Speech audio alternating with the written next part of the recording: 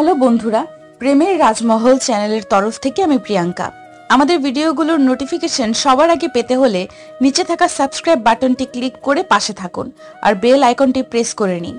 আমাদের ভিডিওগুলো like, comment এবং শেয়ার করতে মোটেও ভুলবেন না। ধন্যবাদ সবাইকে।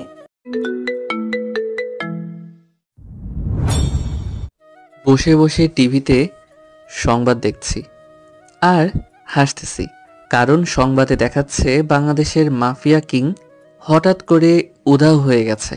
হঠাৎ আম্মু জিজ্ঞেস করলো, কি রে নীরব, তুই হাসছিস কেন? না, এমনি হাসতেছিলাম। আর এখন নাস্তা দাও, ক্ষুধা লাগছে। বোন নাস্তা করেছে? না, এখনো করে নাই। আচ্ছা, তুমি নাস্তা দাও, আমি বোনকে ডেকে নিয়ে আসি। আমি বোনের রুমে গেলাম, গিয়ে দেখি শুয়ে আছে। তখন আমি বললাম, ওই পেতনি, আয় খাবার খেয়ে যা। কি বললি তুই? বোন রেগে বলল, আজকে তোর মাথার সব চুল ছিঁড়ে দিব। কুত্তা, আমাকে পেতনি বলার ছুট আছে। দাঁড়া বলছি। পেতনিকে পেতনি বলবো না তো পরি বলবো? যত সব পাগলি। এবার কিন্তু রেগে যাচ্ছি। তুই ওখানেই দাঁড়া, এক পাও নড়বি না। আজকে তোকে মেরে তোর সব হাড্ডি কুড্ডি ট্যাড়া করে দিব। তো আমি কি মার খাবার জন্য বসে থাকবো নাকি? পেতনির নানি বলে দিলাম দৌড়। বোনও আমার পিছে দৌড়াচ্ছে। আমি গিয়ে সোজা আম্মুর পিছনে লুকালাম। কি রে, তোরা এমন বাচ্চাদের মতো ঝগড়া করিস কেন? তোরা এখন তো আর বাচ্চা নাই, এখন তোরা বড় হয়েছিস। আমি কি সাধে তোমার ছেলের পিছনে লাগি? তোমার বাঁদর ছেলেই তো আমাকে লাগিয়ে দেয়। আম্মু আমার দিকে রেগে তাকালো। আমিও ফিক করে হেসে দিলাম। তখন বোন আম্মুকে বলল, দেখেছো কেমন বাঁদরের মতো হাসতেছে? মনটা চাইতেছে দাঁত ভেঙে দিতে। হয়েছে হয়েছে, আর কিছু ভাঙতে হবে না, এখন খেতে আয়। তারপর আমি এবং আমার বোন মিলে খাবার খেয়ে যে যার রুমে চলে গেলাম। ও সরি, আমি তো আমার পরিচয় দিতে ভুলে গেছি, এখন দিয়ে দেই। আমার নাম নীরব আহমেদ। আমি হলাম বাংলাদেশের মাফিয়া কিং। কিন্তু আমার আব্বু আম্মু বোন কেউ জানে না আমি সেই মাফিয়া কিং। আমার ছোট একটাই বোন, যার সাথে একটু আগে ঝগড়া করলাম। আমি আমার বোনকে অনেক ভালোবাসি, আমার বোনও আমাকে অনেক ভালোবাসে। আমার বাবা ছোটোখাটো ব্যবসা করে। গল্প পড়েন, বাকিটা জেনে যাবেন। আমি রুমে বসে বসে মোবাইল টিপছি, তখন হঠাৎ ফোনটা বেজে উঠল। আমি ফোন রিসিভ করতেই, আসসালামু আলাইকুম ভাই, কেমন আছেন? আমরা ভালো নেই। আপনি যাওয়ার পর থেকে এখানে সন্ত্রাস বেড়ে চলেছে। জাহিদের লোক আমাদের লোকগুলোকে মেরে ফেলেছে। আমি ভালো আছি, কিছুদিন অপেক্ষা কর, সময় আসুক, আমি আবার চলে আসব তোদের মাঝে। ভাই, একটু তাড়াতাড়ি আসো। কবে আসবে? চিন্তা করিস না, সময় হলে আমি আবার ফিরে আসব। আর ওই জাহিদকে তার শাস্তি দিব। টাকা লাগলে বলবি, আমায় পাঠিয়ে দিব। আচ্ছা ভাই, তাহলে এখন রাখি। ফোন কেটে দেওয়ার পর আমি বাড়ির বাইরে যাওয়ার জন্য রেডি হলাম এবং ড্রয়িং রুমে এসে দেখি বোন টিভি দেখছে। আমি বললাম, আদিবা, আম্মু কোথায় রে? ও, আপনাদের তো বলতে ভুলেই গেছি, আমার বোনের নাম আদিবা। আম্মু তো রান্নাঘরে। কিন্তু কেন? আমি একটু বাইরে যাব, তাই। বাহিরে যাবি, ভালো কথা। আসার সময় আমার জন্য ফুচকা নিয়ে আসবি, না হলে তোকে বাড়িতে ঢুকতে দেব না। সকালে কে যেন আমার দাঁত ভাঙতে চেয়েছিল। তখন তো আমি মজা করছিলাম। আমি আমার কিউট ভাইটার দাঁত ভাঙতে পারি বল? হয়েছে হয়েছে, আর মিথ্যা বলা লাগবে না। যা, আসার সময় 20 টাকার ফুচকা নিয়ে আসবনি। বোনটা মন খারাপ করে বলল, মাত্র 20 টাকার। খেলে খাবি, না খেলে নাই। তখন বোনটা বলল, আমায় বলল, না থাক, নাই মামার থেকে কানা মামা অনেক ভালো, ঝাল নিয়ে আনবি। আচ্ছা, এখন আমি বাইরে যাচ্ছি, আম্মুকে বলিস। এটা বলে আমি বাড়ির বাহিরে এসে সাব্বিরকে ফোন দিলাম। আর হ্যাঁ, সাব্বির হলো আমার কলিজার টুকরা বন্ধু। হ্যালো সাব্বির, কই তুই? চল আজকে আমরা একটু আড্ডা দিই, অনেক দিন ধরে আড্ডা দেওয়া হয় না। ফোনের ওপাশ থেকে সাব্বির বলল, আচ্ছা বল, কোথায় আসবো? নদীর পাড়ে চলে আয়, ঠান্ডা আবহাওয়া, বেশ ভালো জায়গা, ফ্রেশ মাইন্ডে কথা বলা যাবে, কি বলিস? ঠিক বলেছিস। আচ্ছা, কয়টায় আসবো? এখন তো 4টা বাজে, তুই এখনই চলে আয়। আচ্ছা, আমি এখনই আসতেছি। আচ্ছা, সাবধানে আসিস বলে ফোন কেটে দিলাম। আমি নদীর পাড়ে যাওয়ার জন্য একটা রিক্সা খুঁজতেছিলাম, কিন্তু পুরা কপাল, তাই রিক্সা পাইলাম না। তাই হেঁটে হেঁটে যাচ্ছি। হঠাৎ চোখে পড়ল কিছু লোক একটা বৃদ্ধ লোককে ঘিরে রেখেছে। আমি তাদের সামনে গিয়ে বৃদ্ধ লোকটাকে বললাম, চাচা, এরা আপনাকে এভাবে ঘিরে রেখেছে কেন? দেখো না বাবা, কে যেন আমাকে মারার জন্য এদের পাঠিয়েছে। ছুরি দেখিয়ে তখন ওদের মধ্যে প্রথম মোটা একটা লোক বলল, এই যে ছেলে, ভালো চাও তো এখান থেকে কেটে পড়ো, না হলে এই যে হাতে ছুরি দেখেছিস, এটা দিয়ে একেবারে গলা নামিয়ে দিব। আমি তো হা হা হা করে হাসতে শুরু করলাম। কিরে, তুই কি পাগল হয়ে গেলি? বাচ্চাদের হাতে ছুরি থাকতে নেই? কি বলবি তুই? এখনই দেখাচ্ছি বাচ্চারা কি করতে পারে। এটা বলে মোটা লোকটা এগিয়ে এসে আমার শার্টের কলার ধরে যখন আমার পেটে ছুরি দিয়ে আঘাত করতে যাবে, তখন আমি ছুরিটা ধরে দিলাম, বুকে এক লাথি মারলাম, ছিটকে গিয়ে পড়ল কিছুটা দূরে। তখন আমি বললাম, ভালো চাস তো এখনই এখান থেকে কেটে পড়, না হলে সব কয়টাকে এমন কেলানি দিব না, টানা 30 দিন চলার মতো অবস্থায় থাকবি না। এই তোরা দাঁড়িয়ে কেন? দেখছিস, মার শালাকে। সবগুলো আমার উপর হামলা করলো। আমি আর কি করব, এক একটাকে ধরে ঘুষি লাথি দিয়েই চলেছি। হঠাৎ তাদের মধ্যে থেকে একটা লোক আমার হাতে ছুরি দিয়ে আঘাত করলো, ফলে আমার হাত কেটে গেল। মাথায় রাগ উঠে গেল, আজকে তোদের এমন অবস্থা করব যে সারা জীবন আমার মায়ের কথা মনে রাখবি বলে পাশে থাকা একটা রডের টুকরো উঠিয়ে সব কয়টার হাতে পায়ে বাড়ি দিতে লাগলাম। কিছুক্ষণ পরে দেখলাম সবগুলো রক্তাক্ত হয়ে গেছে, কেউ আর মায়ের খাওয়ার অবস্থায় নেই, তাই আর মারলাম না। বৃদ্ধ লোকটাকে বললাম, চাচা, আপনি এখন বাড়ি চলে যান, আর পারলে থানায় একটা জিডি করে আসেন। বলা তো যায় না, আবার অন্য কেউ আপনার উপর হামলা করতে পারে। আরও কিছু কথা হলো, তারপর দুজনের মধ্যে লোকটা বলছিল তার সাথে যাওয়ার জন্য। আমি তাকে বললাম চলে যেতে তাড়াতাড়ি, কারণ আবার তার উপর হামলা করতে পারে। তারপর এটা বলে আমি কাছেই এক ফার্মেসিতে গেলাম হাত ব্যান্ডেজ করতে। হাত ব্যান্ডেজ করে চলে গেলাম নদীর পাড়ে। গিয়ে দেখি সাব্বির বসে আছে। আমি ওর সামনে যাওয়ার পর সাব্বির বলল, কিরে, তোর আসতে এত দেরি হলো কেন? আরে রাস্তায় রিক্সা পাইনি, তাই দেরি হয়েছে। হঠাৎ সাব্বিরের নজর আমার হাতে পড়ে, তখন বলল, তোর হাতে কি হয়েছে? ব্যান্ডেজ করে কেন? আরে তেমন কিছু না, একটু কেটে গেছে। শালা, হাত কেটে গিয়েছে আর বলছিস তেমন কিছু না? আচ্ছা, এখন রাগ দেখাতে হবে না, এখন বল তোর গার্লফ্রেন্ডের কি খবর? আর খবর একটা, পেয়ারার বস্তা, শুধু পেয়ারা দিতেই থাকে। চল আজকে বিরিয়ানি খেয়ে আসি, অনেক দিন ধরে খাওয়া হয় না। ঠিক বলেছিস, চল। চলুন এবার এই গল্পের নায়িকার সম্পর্কে কিছু জেনে আসি আর দেখে আসি নায়িকা কি করে। বড়লোক বাবার একমাত্র মেয়ে মায়া। তার মা ছোট থাকতেই মারা যায়। বাবার অতি আদরের মায়া, কিন্তু তাদের পিছনে অনেক শত্রু লেগে আছে। তার একটাই কারণ, মায়ার বাবা একজন বড় ব্যবসায়ী বলে। বাবা, বাবা টাকা দাও, শপিং করতে যাব। কালকে না 30,000 টাকা দিলাম, সেটা কি করেছিস? বন্ধুদের সাথে অনেক জায়গায় ঘুরেছি আর খাবার খেয়েছি, তাই টাকাটা খরচ হয়ে গেছে। এখন তুমি টাকা দাও। আচ্ছা এনে আমার কার্ড, যা লাগে নিয়ে নিস। আচ্ছা ঠিক আছে আব্বু। মায়া, মা আমি ভাবছি তোর জন্য একটা বডিগার্ড রাখবো। তুই তো জানিস আমার পিছনে কত শত্রু লেগে আছে। আমি চাই না ওরা তোর কোনো ক্ষতি করুক। আচ্ছা রেখো, এখন আমি যাই। এদিকে আমি, দোস্ত আজ অনেক ঘোরাঘুরি হয়েছে, অনেক খেয়ে ফেলছি, এখন আমি বাসায় যাই, আর তুইও বাসায় যা। আচ্ছা, সাবধানে যাবি। আমি বাসার দিকে যাচ্ছি হেঁটে হেঁটে। হঠাৎ মনে পড়ল বোন ফুচকা নিতে বলছে। এখন যদি ফুচকা না নেই, নিশ্চিত আমার মাথার চুল আজকে ছিঁড়বে। তাই দোকান থেকে 50 টাকার ফুচকা নিলাম।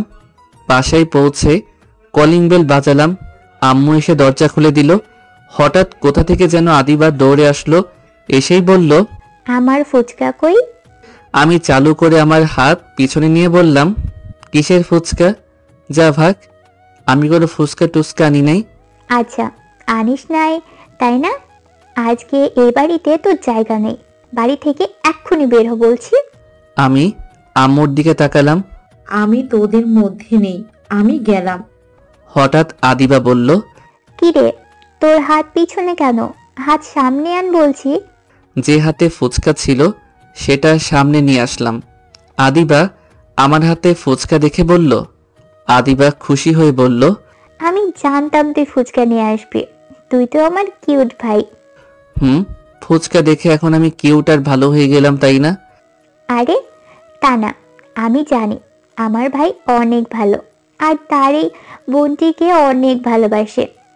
আমি কিছু বলতে যাব তার আগে আদিবা আবার বলল, আচ্ছা তোর আরেক হাত পিছনে কেন, ওটা সামনে নিয়ে আয়। আরে আর কিছু নিয়ে আসিনি, এখন আমাকে যেতে দে, আমি রুমে যাব। আমি বলেছি তুই কিছু নিয়ে এসেছিস, তোর হাত দেখাতে বলেছি, হাত দেখাবি ব্যাস। কি আর করার, হাত সামনে নিয়ে আসলাম। আমার হাত ব্যান্ডেজ করা দেখে আদিবা অস্থির হয়ে বলল, ভাই তোর হাতে কি হয়েছে, হাত ব্যান্ডেজ করা কেন? আম্মু আম্মু এখানে আসো তাড়াতাড়ি। ওরাই কান্না করে দিছে। বোন কান্না করে আম্মুকে ডাকছে। আম্মু ছুটে আসলো আর বলল, কি হয়েছে, তুই কান্না করছিস কেন? আদিবা কান্না করে বলল, দেখো না ভাইয়ের হাত ব্যান্ডেজ করা, তোমার ছেলেকে বলে দাও আজকের পর থেকে ওর বাইরে যাওয়া বন্ধ। তোর হাতে ব্যান্ডেজ কেন? আম্মু সাব্বিরের সাথে কথা বলছিলাম আর ছুরি দিয়ে ফল কেটে খাচ্ছিলাম, তখন হাত কেটে গেছে। আমি জানি বোন আমাকে অনেক ভালোবাসে, তাই কান্না করে দিয়েছে। তাও জিজ্ঞেস করলাম, হাত আমার কেটেছে কিন্তু তুই কান্না করছিস কেন? আদিবা প্রচন্ড রেগে বলল, কুত্তা, তোর মাথা ফাটাবো হারামি, তোর ছুরি দিয়ে ফল কাটা খাওয়াচ্ছি। তখন আমি আম্মুকে জিজ্ঞেস করলাম, আচ্ছা আম্মু, আমি বড় না, আমার বোন বড়, মাঝে মাঝে মনে হয় বোন বড়, আমাকে যেভাবে শাসন করে। আম্মু কিছু বলছে না। তখন বোন বলল, আমি তোর বড়, যা তোর রুমে যা, আমি খাবার নিয়ে আসছি। আমি আমার রুমে চলে আসলাম। এদিকে মায়ার আব্বু অফিসে গিয়ে মায়ার আব্বু তার সকল স্টাফদের বলল, আমাদের যে করেই হোক এই প্রজেক্টটা আমাদের পেতেই হবে, সো আপনারা একটু মনোযোগ দিয়ে কাজ করবেন। সকল স্টাফ বলল, স্যার আমরা আমাদের বেস্টটা দিয়ে কাজ করব, আপনি নিশ্চিন্ত থাকতে পারেন। আমি আপনাদের থেকে এটাই আশা করেছি। এখন আপনার যে যার কাজ করেন, আমি এখন আসি বলে মায়ার আব্বু বাড়ি যাওয়ার উদ্দেশ্যে রওনা দিল। হঠাৎ মায়ার আব্বুর ফোনটা বেজে উঠল আর ফোনের ওপাশ থেকে বলল, আমি রাকিব চৌধুরী বলছি, তুমি এই প্রজেক্টের থেকে সরে যাও, নয়তো ভালো হবে না বলে দিচ্ছি। আমি সরব না, আমি দেখব তুই কি করতে পারিস। কাজটা তুই ভালো করলি না। মায়ার আব্বু ফোন রেখে তার বন্ধুকে ফোন দিল আর বলল, দোস্ত, তোর চেনা জানা কোনো ছেলে আছে যে ভালো ফাইট করতে পারে? মায়ার আব্বুর বন্ধুর নাম হাসান শেখ। তখন সে বলল, হ্যাঁ আচ্ছা, তো আজকে সকালে আমাকে একটা ছেলে বাঁচিয়েছে, একেই 10 জনকে মেরে রক্তাক্ত করে দিয়েছে। ছেলেটাকে আসতে বল, একেই আমার মেয়ের বডিগার্ড রাখতেই হবে।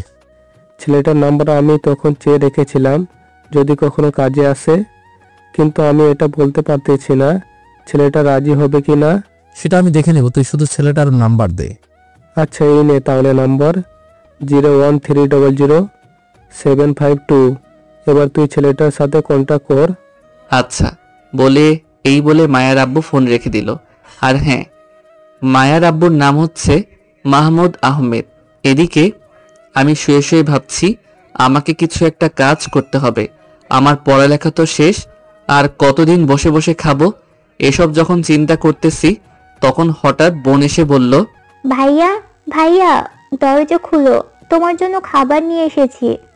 আমি উঠে দরজা খুলে দিলাম। তখন বোন বলল, তুমি বসো, আমি হাত ধুয়ে তোমাকে খাবার খাওয়াই দিচ্ছি। আমিও চুপচাপ বসে রইলাম। বোন হাত ধুয়ে এসে আমাকে খাওয়াই দিচ্ছে আর বলতেছে, তোমার কিছু হয়ে গেলে আমার সাথে কে ঝগড়া করবে বলো, আমি কাকে ভাইয়া ডাকবো? বোন কাঁদো কাঁদো কণ্ঠে বলল, আরে পাগলি বোন আমার, কাঁদে না, আমি তো আছি, আমার কিছু তো হয় নাই, সামান্য একটু কেটে গেছে, হয়েছে, আর খাবো না। তুই খেয়েছিস? না এখনো খাইনি, এখন গিয়ে খাবো। আমি তোকে খাইয়ে দেই, তুই খাবার নিয়ে আয়। সত্যি খাইয়ে দিবি? তুই বস, আমি খাবার নিয়ে আসছি। তারপর বোনটা গিয়ে খাবার নিয়ে আসলো। আমি খাইয়ে দিলাম বোনটাকে। তখন আমাকে ওষুধ খাইয়ে দিয়ে চলে গেল। আমিও ঘুমের রাজ্যে পাড়ি দিলাম। এদিকে মায়ার আব্বু বাসায় এসে মায়াকে ডাকতে লাগলো আর বলল, মায়া, মা তুই কোথায়? তখন মায়া সিঁড়ি দিয়ে নামতে নামতে বলল, আব্বু তুমি আমাকে ডাকছিলে? মায়া, মা আমি চাই তুমি আর একা কোথাও যাবে না। আমি কালকে তোমার জন্য একজনকে রাখবো, সে সব সময় তোমাকে সেভ করবে। আচ্ছা আব্বু, আমি তোমার সব কথা শুনবো, কোথাও একা যাব না। তুই আমার একমাত্র মেয়ে, তাই তোকে নিয়ে আমার অনেক ভয় হয়। আরে আব্বু, এইসব কথা বাদ দাও, এখন চলো আমরা ডিনার করে নিই। আচ্ছা চল। মায়া বড়লোক হলেও তার মধ্যে কোনো অহংকার নেই। মায়া আর মায়ার আব্বু ডিনার করে যে যার রুমে চলে গেল ঘুমাতে। এদিকে আমি সকালে শুয়ে আছি, হঠাৎ মনে হলো ভূমিকম্প হচ্ছে। আমি লাফ দিয়ে উঠলাম, উঠে দেখি কই সব তো ঠিক আছে। খেয়াল করি আমার বালিশ কাঁপতেছে। বালিশের নিচে হাত দিয়ে দেখি আমার ফোন বাজতেছে। ভাইব্রেশন মোড করা তো, তাই কাঁপতেছিল। আমি ফোন হাতে নিয়ে দেখি অপরিচিত নাম্বার, তাই রিসিভ করলাম না। আবার শুয়ে থাকলাম। কিছুক্ষণ পর দেখি আবার ফোন বাজতেছে। তখন দেখি আগের নাম্বার থেকে ফোন এসেছে। এবার রিসিভ করলাম। আসসালামু আলাইকুম, কে বলছেন? ওয়ালাইকুম আসসালাম, আমি রাশেদ মাহমুদ বলছি। তুমি কি কালকে কোনো লোককে বাঁচিয়েছিলে? রাস্তায় একজন বয়স্ক ব্যক্তিকে কিছু ছেলে আটকে রেখেছিল যখন। জি হ্যাঁ, আমি একজন বয়স্ক লোককে বাঁচিয়েছিলাম। কেন বলেন তো? তুমি কি আমার সাথে একটু দেখা করতে পারবে? তোমার সাথে একটু সরাসরি কথা বলতাম, প্লিজ আমার অনুরোধটা রাখো। আচ্ছা আপনার ঠিকানাটা বলেন, কোথায় দেখা করব? আমি তোমার নম্বরে টেক্সট করে দিচ্ছি, তুমি আমার বাড়িতে চলে এসো। আমি আজকে বাড়িতেই থাকবো। আচ্ছা আমি তাহলে নাস্তা করেই বের হচ্ছি। আচ্ছা তুমি এসো, আমি তোমার অপেক্ষায় রইলাম। এটা বলে ফোন কেটে দিল। আমিও উঠে ফ্রেশ হয়ে নিচে গেলাম। তখন আম্মু বলল, কি রে, তোর ঘুম হয়েছে? তুই আজকে এত চালু উঠলি, ব্যাপারটা কি? কেন আমি কি চালু উঠতে পারি না? আমি কি সেটা বলেছি তুই উঠতে পারিস না? তোকে তো কোনোদিন এত সকালে নাস্তার টেবিলে দেখি না, তাই বললাম। আমি কিছু বলতে যাব, তখন আদিবা এসে বলল, ভাইয়া, আমি আমি কি জেগে আছি না ঘুমিয়ে আছি? তুমি এত সকালে, তাও আবার নাস্তার টেবিলে। যাক, ভালো হয়েছে, আজকে একসাথে নাস্তা করব। তোর হাতের ব্যথা কমেছে? হ্যাঁ আমার ব্যথা কমেছে। এখন কথা না বলে নাস্তা দে, আমার ক্ষুধা লাগছে। আচ্ছা তুমি বসো, আমি নাস্তা দিচ্ছি। আমিও নাস্তা করতে টেবিলে বসে পড়লাম। তখন আব্বু এসে বলল, বাবা তোর কি কিছু হয়েছে? তুই এত সকালে নাস্তা করছিস? বাবা তুমিও এই কথা বললে? কেন, আমি আবার কি বললাম? তোকে তো আমি এত সকালে নাস্তা তো দূরে থাক, ঘুম থেকে উঠতেই দেখি নাই, তাই বললাম আর কি। তখন আম্মু এসে আব্বুকে উদ্দেশ্য করে বলল, এসে গেছো তুমি, ভালো করেছো। এখন বসো, নাস্তা করে নাও। তারপর বোন, আমি, আব্বু, আম্মু আমরা সকলে মিলে নাস্তা করতে বসে পড়লাম। এদিকে জাহিদের লোক বলল, বস, মাফিয়া কিন্তু এখন আর নেই। এখন আমরা ড্রাগসের মেয়ে পাচার করতে পারবো। এতদিন ওই শালার জন্য কিছু করতে পারি নাই। ঠিক বলেছিস, ওর জন্য আমার কোটি কোটি টাকা লোকসান হয়েছে। এখন আর চিন্তা নেই, এখন আমরা আমাদের কাজ শান্তি মতো করতে পারবো। জি বস। আচ্ছা শোন, যেখান থেকে পারিস 50টা মেয়ে ধরে নিয়ে আয়। মেয়েগুলো 5 দিনের মধ্যে আমার চাই, তাদেরকে পাকিস্তানে পাচার করতে হবে। বস আপনি চিন্তা করবেন না, আমি এই দিকটা সামলে নিব। আমি 50টা মেয়ে নিয়ে আসার ব্যবস্থা করছি। এদিকে মায়ার আব্বু মায়াকে ডাকতে লাগলো। কিছুক্ষণ পর মায়া এসে বলল, জি আব্বু, আমাকে কিছু বলবে? মা, আজকে তোর বডিগার্ড বানানোর জন্য একটা ছেলেকে ডেকেছি, দেখি সে আসে কিনা। আসলে ছেলেটাকে তোর বডিগার্ড বানানোর জন্য যে করেই হোক রাজি করাবো, কারণ তুই আমার একমাত্র মেয়ে। তুই ছাড়া আমার আর কে আছে বল? আব্বু তুমি এত ইমোশনাল কেন বলো তো? আমার তো কিছু হয় নাই, তার আগেই কান্নাকাটি জুড়ে দাও। এখন চলো নাস্তা করে নিবে, আবার তোমার ওষুধও খেতে হবে। চল তাহলে নাস্তাটা করি। এদিকে আমি নাস্তা করে রেডি হয়ে রুমে বসে আছি। হঠাৎ মনে পড়ল আমাকে তো একজনের সাথে দেখা করতে হবে। দেখি সে মেসেজে ঠিকানা পাঠিয়েছে কিনা। মেসেজ চেক করে দেখলাম ঠিকানা পাঠিয়েছে। আমিও ঠিকানা অনুযায়ী যাওয়ার জন্য ঘর থেকে বাহির হলাম। তখন বোন বলল, ভাইয়া তুমি কোথায় যাচ্ছ? এই তো বন্ধুদের সাথে আড্ডা দিতে যাচ্ছি। সারাদিন কি আর ঘরে বসে থাকা যায় বলো? একটু বাইরে থেকে ঘুরে আসলে ভালো লাগবে। আচ্ছা যাও তাহলে, কিন্তু আজকে সাবধানে থাকবে, তোমার যেন কোনো ক্ষতি না হয়। আর আসার সময় আমার জন্য চকলেট নিয়ে আসবে। বেশি চকলেট খাইলে দাঁতে পোকা হবে। না, হবে না, আমি দিনে 2 বার ব্রাশ করি। আচ্ছা বুঝছি, তোর সাথে কথাই পারা যাবে না। চকলেট পাগলি বোন আমার, যা নিয়ে আসবো। আচ্ছা আমি তাহলে আসি বলে বাড়ি কোথায় থেকে বের হয়ে রিক্সা খুঁজছি। আজ কপাল ভালো বলে একটা রিক্সা পেয়েও গেলাম। তখন রিক্সাওয়ালা মামাকে বললাম, মামা যাবেন এই ঠিকানায়? হ মামা যামো, আপনি উঠেন। আমি রিক্সায় উঠে ভাবতে লাগলাম আমাকে একটা কাজ জোগাড় করতে হবে। আর কত আব্বু কষ্ট করবে। আরে আপনারা কি ভাবছেন একজন মাফিয়া কিং কি করে গরিব হয়? তাই তো আসলে আমি যে সব খারাপ নেতা আছে তাদেরকে ভয় দেখে টাকা উঠাই, আর সেই টাকা আমি এতিমখানায় দান করি আর গরিব অসহায় মানুষের জন্য খরচ করি। তাছাড়া একজন মাফিয়া কিংয়ের গ্যাং চালাতে টাকা লাগে, আর সেই টাকা আমি তাদের পিছনে খরচ করি। আমার নিজের কাছে খুব কম টাকা রাখি। এক কথায় আমি চাই আমার উপার্জনের টাকা দিয়ে আমার পরিবার চালাবো, আর আমি যে মাফিয়া কিং এটা কেউ জানে না। রিক্সাটা কতক্ষণ পর একটা বিশাল বাড়ির সামনে থামলো। তখন রিক্সাওয়ালা মামা বলল, মামা আয়সা পড়ছি। তারপর আমি রিক্সা ভাড়া দিয়ে যখন আমি বাড়ির ভিতরে প্রবেশ করতে যাব তখন দারোয়ান বলল, কি চাই আর আপনি না বলে বাড়িতে প্রবেশ করেছেন কেন? আমাকে রাশেদ মাহমুদ দেখা করতে বলেছে। আচ্ছা আপনি অপেক্ষা করুন, আমি স্যারের অনুমতি নিয়ে আসি। এই বলে দারোয়ান ভিতরে চলে গেল। আমি বাইরে দাঁড়িয়ে থাকলাম। কিছুক্ষণ পর দারোয়ান এসে বলল, আপনাকে স্যার ভিতরে যেতে বলেছে। আমি বাড়ির গেট দিয়ে ভিতরে প্রবেশ করে অবাক হয়ে গেলাম। আমি চারপাশ শুধু দেখছি আর সামনে যাচ্ছি। বাড়ির বাইরেরটা অনেক সুন্দর করে সাজানো। তারপর আমি বাড়ির দরজায় গিয়ে কলিং বেল বাজালাম। কিছুক্ষণ পর একজন কাজের লোক এসে দরজা খুলে দিল। তখন আমি বললাম, তোমাদের স্যার কোথায়? ভিতরে আসেন। আমি ভিতরে গিয়ে দেখি এক ভদ্রলোক খবরের কাগজ পড়ছে। তখন আমি তাকে বললাম, আসসালামু আলাইকুম, আপনি কি রাশেদ মাহমুদ? জি আমি রাশেদ মাহমুদ, তোমার নাম কি? আমার নাম নীরব। তা আপনি আমাকে কি জন্য ডেকেছেন?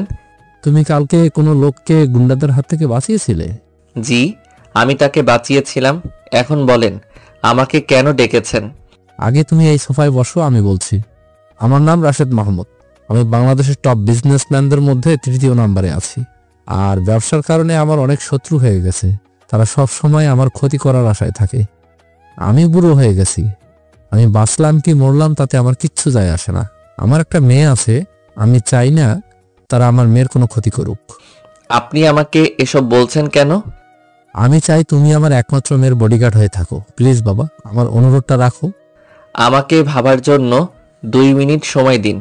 এখানে ভাবাভাবি আসলো কোথা থেকে? তোমার যত টাকা লাগে আমি দিতে রাজি। আমি কিছুক্ষণ ভেবে দেখলাম এমনিতেও আমি একটা কাজ খুঁজছিলাম, তার চেয়ে ভালো রাজি হয়ে যাই। একজনের উপকার করাও হবে, আবার আমার কাজ করাও হবে। আমি রাজি। বলেন আমাকে কবে থেকে কাজ করতে হবে? তোমাকে আমাদের বাড়িতে থেকে কাজ করতে হবে। আমার মেয়ে যেখানে যাবে তুমি তার সাথে যাবে, তাকে প্রোটেকশন দেবে। আচ্ছা তাহলে তো আমাকে এখানে আমার জিনিসপত্র আনতে হবে। তুমি শুধু তোমার পোশাক নিয়ে আসো, আর কিছু আনার দরকার নেই। তোমার রুমে সব পাবে। এখন তুমি আমার মেয়ের সাথে পরিচিত হয়ে নাও। মায়ামা একটু নিচে আসো তো। মায়া নিচে নেমে তার আব্বুকে বলল, কি হয়েছে আব্বু, আমাকে ডেকেছো কেন? আমি একবার মায়া ম্যামের দিকে তাকিয়ে চোখ সরিয়ে নিলাম, কারণ ম্যাম অনেক সুন্দর। ক্রাশ নামক বাস খাওয়ার ভয়ে চোখ সরিয়ে নিলাম।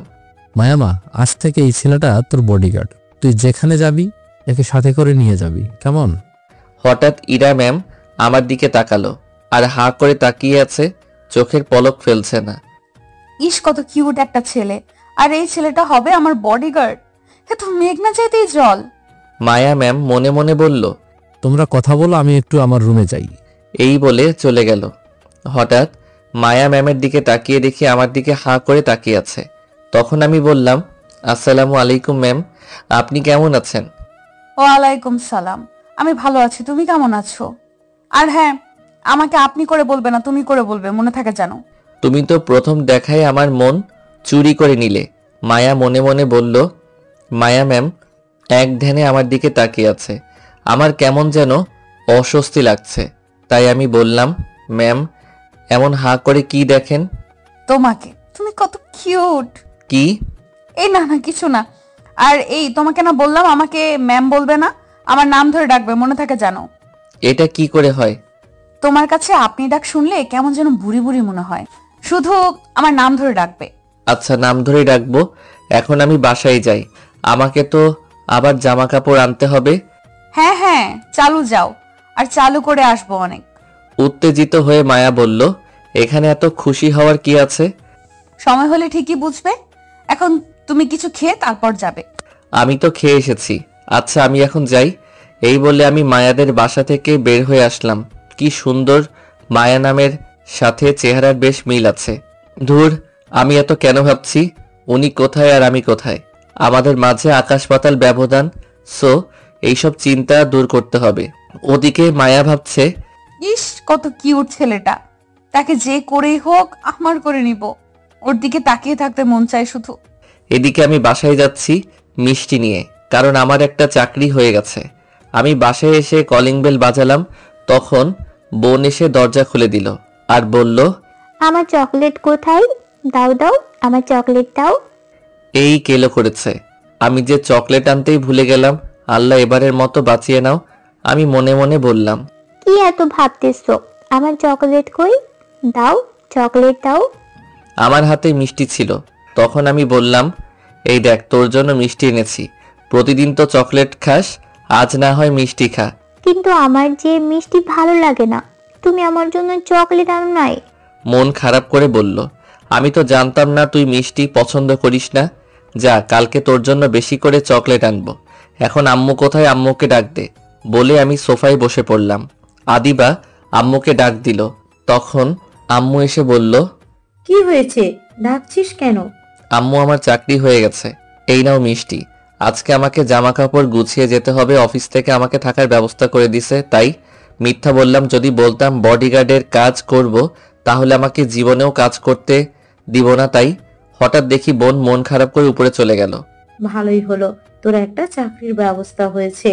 এই বয়সে তোর আব্বুকে অনেক কষ্ট করতে হয়। এখন থেকে আর করতে হবে না। আচ্ছা আমি উপরে গেলাম। এই বলে আমি আমার রুমে এসে কিছু কাপড় আর কিছু জিনিসের একটা ব্যাগ নিয়ে নিলাম। একটা শুয়ে থাকি, সকালে তো তেমন ঘুম হয় নাই, এই বলে শুয়ে থাকলাম। এদিকে জাহিদের লোক জাহিদের কাছে যাওয়ার পর বলল, কয়টা মেয়ে জোগাড় করলে? মনে আছে তো?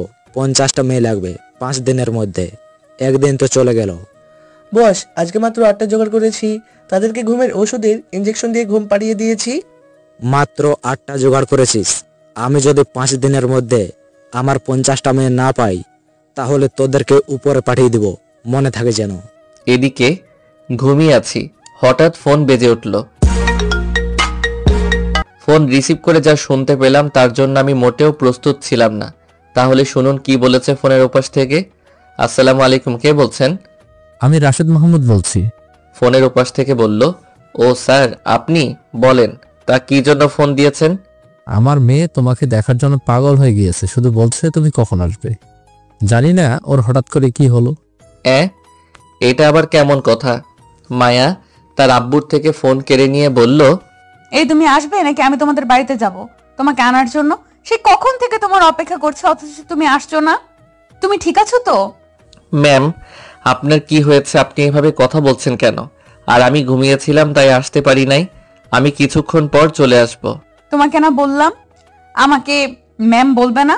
আরেকবার ম্যাম বললে তোমার খবর আছে। এখন তুমি চালু আমাদের বাড়ি চলে আসো। আচ্ছা আসছি, এই বলে আমি ফোন রেখে দিলাম। আর এইদিকে মায়া মনে মনে বলল, কুত্তা শয়তান বিলাই বান্দরটা ফোন কেটে দিল। কত কষ্ট করে আব্বুকে দিয়ে ফোন দেওয়ালাম, অথচ শয়তানটা আমার ফোন কেটে দিল। তুই শুধু একবার আয়, তোকে আমি দেখে নিব। আমার ঘুম নষ্ট করে তুই আরামে ঘুমাচ্ছিস। তোর ঘুম আমি ছুটাবো। এদিকে আমি আমার রুম থেকে বের হয়ে যখন নিচে নামতে যাব, তখন আমার কানে কারো কান্না করার আওয়াজ আসলো। আমার মনে হচ্ছে কে যেন কান্না করছে, আর আমার মনে হচ্ছে কান্না করার আওয়াজটা আদিবার রুম থেকে আসছে, তাই আমি আদিবার রুমে গেলাম। গিয়ে দেখি আদিবা ফুপিয়ে ফুপিয়ে কান্না করছে। আমি তখন আদিবাকে বললাম, বোন তুই কান্না করছিস কেন? তোকে কেউ বকেছে? আমাকে বল, তোর কিছু লাগবে আমাকে বলতে পারিস, আমি এনে দিব। বোন আমার দিকে তাকিয়ে হঠাৎ দৌড়ে এসে আমাকে জড়িয়ে ধরে আরো কান্না শুরু করলো আর বলল, ভাইয়া তুই এ বাড়িতে ছেড়ে চলে গেলে আমার একটুও ভালো লাগবে না। প্লিজ ভাইয়া, তুমি কোথাও যেও না, তোমাকে ছাড়া আমি থাকতে পারবো না ভাইয়া। আদিবা এটা বলছে আর কান্না করছে। দেখ বোন, তুই কান্না করিস না, আমি তো আর বাড়ি ছেড়ে চলে যাচ্ছি না। আমি মাঝে মাঝে আসবো বাড়িতে, আর তোর জন্য তখন অনেক চকলেট নিয়ে আসবো। না, আমার কোনো চকলেট লাগবে না, আমি তোমাকে কোথাও যেতে দিব না ভাইয়া। বোন দেখ, আব্বুর বয়স হয়েছে, এই বয়সে আব্বু আর কত কষ্ট করবে তুই বল। তাই তো আমি কাজে যাচ্ছি, প্লিজ বোন তুই আর না করিস না। আচ্ছা, আমি তোমাকে আর আটকাবো না, কিন্তু মাঝে মাঝে আমাকে দেখতে আসবে কিন্তু। আচ্ছা এবার বল, দুপুরে খেয়েছিস নাকি না খেয়ে শুধু কান্না করছিস? চোখ তো একেবারে ফুলিয়ে ফেলেছিস কেঁদে কেঁদে। না ভাইয়া, এখনো কিছু খাইনি। তুমি যখন চলে যাওয়ার কথা বলেছিলে তখন থেকেই কান্না করেছি রুমে বসে। পাগলি বোন আমার। আচ্ছা তুই বস, আমি খাবার নিয়ে আসছি। এই বলে আমি নিচে এসে আম্মুকে বলে খাবার আদিবার রুমে নিয়ে আসলাম। তখন আমি বললাম, হা কর, আমি তোকে খাইয়ে দিচ্ছি। বোন আমার চুপটি করে বসে আছে আর আমি তাকে খাইয়ে দিচ্ছি। আর খাবো না এখন, প্লেটটা আমাকে দাও, আমি তোমাকে খাইয়ে দিচ্ছি বলে এক প্রকার জোর করে আমার থেকে খাবারের প্লেটটা নিয়ে আমাকে খাইয়ে দিতে লাগলো। আম্মু দরজার আড়াল থেকে আমাদের দুই ভাই বোনের কাণ্ড দেখে মুচকি হেসে চলে গেল। আমি আদিবাকে খাবার খাইয়ে দিয়ে বললাম, এবার বাচ্চা মেয়ের মতো চুপ করে শুয়ে থাক, আর এই নে 200 টাকা, কাল স্কুলে যাওয়ার সময় চকলেট কিনে খাস, আর তোর কিছু লাগলে আব্বুকে বলবি। এই বলে আমি আমার রুমে এসে কিছুক্ষণ বসে থেকে ভাবলাম আর কি আছে নেয়ার মতো। হঠাৎ একটা জিনিসের কথা মনে পড়ল। আমি আলমারির ড্রয়ার খুলে আমার একটি পিস্তল নিয়ে আমার কোমরে গুজে নিলাম। তারপর রওনা দিলাম মায়াদের বাড়িতে যাওয়ার জন্য। রাস্তায় এসে আমি কানে হেডফোন লাগিয়ে গান শুনতেছি আর আশেপাশে তাকাচ্ছি, দেখি কোনো রিক্সা পাওয়া যায় কিনা। ব্যাগটা কাঁধে নিয়ে কিছু দূর সামনে যেতেই কিছু ছেলে আমার পথ আটকে দাঁড়ালো। তখন আমি বললাম, মামারা কি চাই? আমার পথ আটকে দাঁড়ালেন কেন? তাদের মধ্যে একটা ছেলে বলে উঠল, তুই আমাদের লোকদের মেরেছিস কেন? তারা তো তোর কোনো ক্ষতি করে নাই, আজ তার হিসাব করতে এসেছি। আমি আবার তোমাদের কোন লোকদের মারলাম? তখন কালো একটা মোটা ছেলে সামনে আসলো। আরে ভাই, ওই যে বৃদ্ধ লোকটাকে বাঁচাতে গিয়ে মেরেছিলাম, সেই লোকটা। আমি ছেলেটাকে দেখে বললাম, কি রে, তুই দেখি সুস্থ হয়ে গেছিস, যাক ভালো কথা, দোয়া করি তুই আরো বেশি দিন বেঁচে থাক। আচ্ছা ভাই, আপনি কে যে এদের হয়ে আমার কাছে এসেছেন ওকালতি করতে? আমি এদের বস, আর এরা আমার হয়ে কাজ করে, আর আমার নাম হচ্ছে হাতকাটা জনি। আমি তাদের বসকে ভালো করে উপর থেকে নিচ পর্যন্ত দেখে বললাম, তা জনি ভাই, আপনার তো কোনো হাত অথবা পা তো কাটা নাই, তাহলে আপনার নাম হাতকাটা জনি হলো কি করে? আমি মানুষের হাত কাটি, তাই আমার নাম হাতকাটা জনি। আজকে তোর হাত কাটবো, এই বলে একটা বড় ছুরি বের করলো। তোর কত সাহস, তুই আমাদের লোকদের মেরেছিস? আচ্ছা দেখি কি করে আমার হাত কাটিস। তাদের মধ্যে থেকে একটা ছেলে আমার কাছে ছুরি নিয়ে এগিয়ে আসলো। আমি সোজা ছেলেটার দু পায়ের মাঝ বরাবর কিক মারলাম। ছেলেটা তার ছুরিটা ধরে মাটিতে কই মাছের মতো লাফালাফি করতে লাগলো। বলি কি মামা, তুমি আসবে না নাকি তোমার চামচাদের পাঠাবে? ছেলেগুলোর বসকে উদ্দেশ্য করে বললাম। এটা বলার পর দেখি জনি তার কোমরে থেকে পিস্তল বের করলো। আমাকে যেই শুট করতে যাবে, আর আমিও গুলি থেকে বাঁচার জন্য সাথে সাথে আমার কোমর থেকে পিস্তলটা বের করে জনির হাতে গুলি করলাম। ফলে জনির পিস্তলটা পড়ে গেল, আর আমি এক এক করে তার সব লোকদের পায়ে গুলি করলাম, কিন্তু কাউকে মেরে ফেলিনি। আমি জনির কাছে গিয়ে কয়েকটা ঘুষি লাথি দিয়ে জনির কপালে পিস্তল ঠেকিয়ে বললাম, তুই কি গাধা নাকি? তোর এতগুলো লোকদের মেরে সেদিন তক্তা বানালাম, আর আজকে এসেছিস আমাকে মারার জন্য? একটা কথা মনে রাখবি, বাঘকে কখনো খোঁচা দিতে আসিস না, তাহলে নিজের বিপদ নিজেই ডেকে আনবি। আর আজকের পর থেকে তোদের যেন আমার চোখের সামনে না দেখি।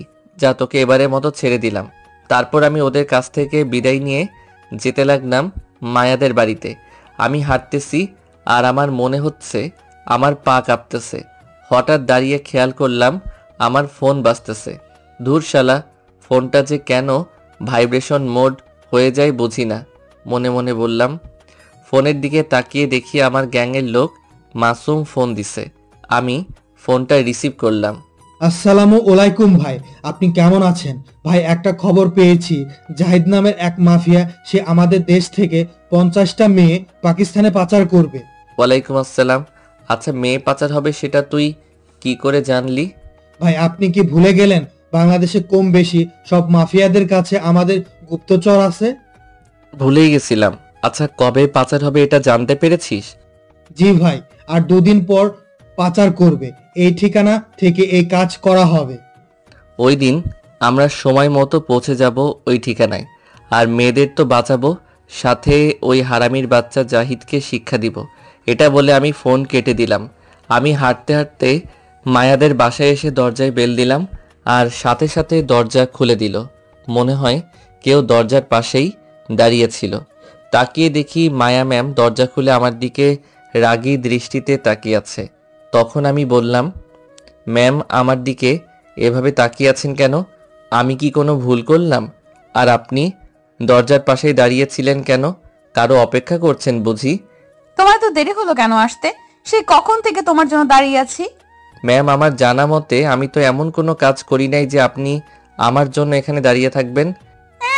আমার মনটা চুরি করে এখন বলে আমি এমন কোনো কাজ করি নাই যে আমার জন্য দাঁড়িয়ে থাকবেন। মায়া ম্যাম আস্তে আস্তে বলল। ম্যাম কি বললেন শুনতে পাইনি, একটু জোরে বলেন। না কিছু না। এই তোমাকে না বললাম আমাকে তুমি করে বলবে? আর একবার যদি ম্যাম বলেছিস তোকে খুন করে ফেলবো। না না থাক, আর ম্যাম বলবো না। এখন আমাকে আমার রুমটা দেখিয়ে দিন, আমি অনেক ক্লান্ত, একটু বিশ্রাম নিব আর কি। আচ্ছা তুমি আমার সাথে আসো। আমি মায়ার পিছনে পিছনে যেতে লাগলাম। আমাকে আমার রুম দেখিয়ে মায়া বলল, আজ থেকে এটা তোমার রুম, তুমি এখন বিশ্রাম নাও। আর তোমার কিছু লাগলে আমাকে বলবে। আর ওই দেখো দেয়ালে ওটা কি? যেই আমি দেয়ালে কি আছে তা দেখার জন্য তাকালাম, মায়া হঠাৎ করে আমার গালে কিস করে দৌড় দিয়ে চলে গেল। আমি তো বরফের মতো জমে গেছি মনে হয়। হয়তো 2 মিনিট কমাইছিলাম। এখন তার ম্যাম বলা যাবে না, তাই এখন থেকে মায়া বলবো। আমি মনে মনে বললাম, এটা কি হলো মায়া, আমাকে কিস কেন করলো? না না, আমি এসব কি ভাবছি। এখন আমার একটু ঘুমানোর প্রয়োজন। তার আগে রুমটাকে একটু গোছানো দরকার। তারপর আমি রুমটাকে গুছিয়ে শুয়ে পড়লাম। ওইদিকে মায়া ভাবছে। মায়া মনে মনে বলল, ইস এটা আমি কি করলাম? ওকে যে কিস করে ফেললাম, ও এখন কি ভাবছে? যা ভাবার ভাবুক, আমি তোকে আমার মতো করে আদর দিয়েই যাব। তার আগে জানতে হবে তার কোনো গার্লফ্রেন্ড আছে কিনা। এইদিকে আমি, এই তুমি আমার কাছে আসবে না? কেন, কি হয়েছে জানো? তোমাকে একটু আদর করি। না, তোমার আদর আমার দরকার নেই, আমার বউ আমাকে আদর করবে। আমি না বলতে যাব তার আগে মেয়েটি চারঠো ট্যাগ করে দিল। আমি শুধু করছি। আমি মেয়েটির শক্তির সাথে পেরে উঠছি না। হঠাৎ মেয়েটি আমার ঠোঁটে কামড় দিল। আমি আহ বলে চোখ মেলে তাকিয়ে দেখি আমি বিছানায় শুয়ে আছি। ও আমি তার মানে এতক্ষণ স্বপ্ন দেখলাম? কি আর কমু দুঃখের কথা, পিওর সিঙ্গেল তো, তাই মনে হয় এইসব স্বপ্ন দেখলাম। আমি ফোনটা হাতে নিয়ে দেখলাম রাত 7টা বাজে। কিছুক্ষণ ফোনটা ঘাটাঘাটি করে বসে রইলাম। হঠাৎ মনে হলো কে যেন দরজায় টোকা দিল। আমি দরজার দিকে তাকিয়ে দেখি মায়া মাথা নিচু করে দাঁড়িয়ে আছে। কিছু বলবেন? না, তোমার সাথে একটু গল্প করতে এসেছি। আচ্ছা ভিতরে আসেন, বলেন কি গল্প করবেন। আমি তো কোনো গল্প পারি না। আচ্ছা তোমার পরিবারে কে কে আছে? আমার পরিবারে আব্বু আম্মু আর আমার ছোট একটা বোন আছে। তা তোমার কোনো গার্লফ্রেন্ড নেই? না, এইসব আজব প্রাণী আমি রাখি না। আমি জাতীয় পিওর সিঙ্গেল। সত্যি তোমার গার্লফ্রেন্ড নাই? অনেকটা খুশি হয়ে মায়া বলল, না নেই। মায়া মনে মনে বলল, যাক বাবা, বাঁচা গেল। এখন তো আর আমার কোনো চিন্তাই রইলো না। কালকেই তোমাকে আমার মনের কথা বলে দিব। বলা তো যায় না কোন পেতনি এসে তোমাকে আমার কাছ থেকে নিয়ে যায়। কি এত ভাবছো? না কিছু না, চলো ডিনার করে আসি। আচ্ছা চলো। আমি আর মায়া নিচে গেলাম ডিনার করতে। যে দেখি মায়ার আব্বু সোফায় বসে আছে। তখন মায়া তার আব্বুকে বলল, আব্বু তুমি কখন আসলে? এই তো কিছুক্ষণ আগে আসলাম। তা তুমি তোমার জিনিসপত্র নিয়ে আসছো? মায়ার আব্বু আমাকে উদ্দেশ্য করে বলল, জি স্যার, এনেছি। আমাকে স্যার বলার দরকার নেই, আজ থেকে আমাকে আঙ্কেল বলবা, কেমন? জি স্যার, ও থুক্কু আঙ্কেল। হ্যাঁ, এখন ঠিক আছে, চলো ডিনার করে আসি। আমি আর মায়া এবং আঙ্কেল মিলে ডিনারটা করে নিলাম। তারপর আমি আমার রুমে এসে বসে রইলাম। ভাবছি এখন কি করব। বাড়িতে থাকলে বোনটার সাথে মজা করতে পারতাম, এখন বোনটার কথা খুব মনে পড়ছে। আমি বাড়িতে ফোন দিলাম, আম্মু ফোন তুলল। আসসালামু আলাইকুম আম্মু, কেমন আছো তোমরা? রাতের খাবার খেয়েছো? ওয়ালাইকুম সালাম। হ্যাঁ বাবা, আমরা খেয়েছি, তুই খেয়েছিস? আম্মু, আমিও খেয়েছি। আচ্ছা, আমার ছোট বোনটা কি করে? আর বলিস না, তুই বাড়ি থেকে যাওয়ার পর থেকে মন খারাপ করে বসে আছে। ও, এই ব্যাপার। আচ্ছা, বোনের কাছে ফোন দাও, আমি কথা বলবো। আদিবা, আদিবা, কই গেলি? জলদি এদিকে আয়, তোর ভাইয়া ফোন দিচ্ছে, তোর সাথে কথা বলবে। আদিবা দৌড়ে এসে আম্মুকে বলল, দাও দাও ফোন দাও, আমি ভাইয়ের সাথে কথা বলি। আদিবা আম্মুর থেকে ফোনটা নিয়ে বলল, ভাইয়া, তুমি কেমন আছো? তুমি রাতে খেয়েছো? বোন, খেয়েছি। তুই খেয়েছিস? আর হ্যাঁ, আমি ভালো আছি। তুই কেমন আছিস? ভাইয়া, তোমাকে ছাড়া ভালো লাগে না। বোন, তুই এমন করলে কিন্তু আমি কষ্ট পাবো। তুই কি চাস তোর ভাই কষ্ট পাক? না। আচ্ছা, যাও, আর মন খারাপ করবো না।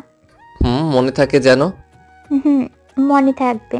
তুমি নিজের প্রতি যত্ন নিও। আচ্ছা, পাকা বুড়ি একটা। ভাইয়া, এটা কিন্তু ঠিক না। আমার মতো পিচ্ছি একটা মেয়েকে বুড়ি বললা? আরে, ওটা তো কথার কথা, তুইও না। আচ্ছা, আম্মুর কাছে ফোন দে। বোন আম্মুর কাছে ফোন দিল। হ্যাঁ বল। আব্বু কই? তোর আব্বু এখনো কাজের থেকে আসেনি।